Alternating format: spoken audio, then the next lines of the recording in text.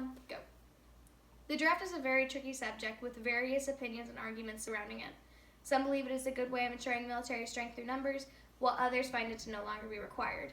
Furthermore, if people were to take into account all the data collected and advances in technology that America has made, one would see that the draft is no longer required to have military success.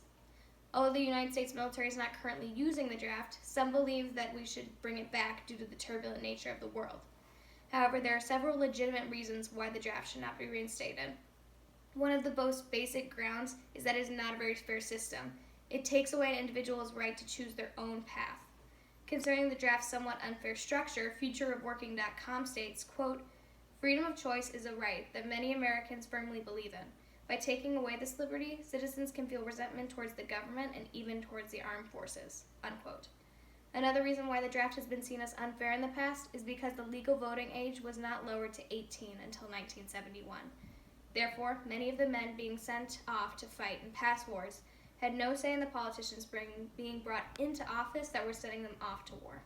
The unjust nature of the draft causes frustration in some citizens and is not worth the civil unrest it causes. Another important consideration is that the soldiers produced may not be very qualified. It is much more difficult to train a large number of soldiers correctly than a smaller number. Additionally, soldiers that are forced to be in the military may not put in as much effort as those that volunteer, and therefore may end in other soldiers getting hurt.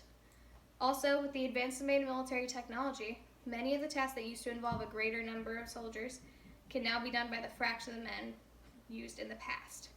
A few good soldiers with expert training can get the job done better and more effectively than a large quantity of poorly trained soldiers. As Steve Jobs once said, quote, "Quality is more important than quantity," unquote. And finally, one of the most important reasons to not reinstate the draft is the cost. The funding required to pay, train, equip, and deploy large quantities of soldiers would put a strain on the already large military budget. According to thebalance.com, quote, "Estimated U.S. military spending is $892 billion.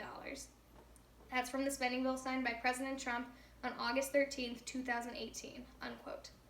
According to the USDebtClock.org, the U.S. national debt is currently at $22.1 trillion and is continuously climbing. Therefore, bringing back the draft would only raise the already high military budget and add to the financial strain our country is facing.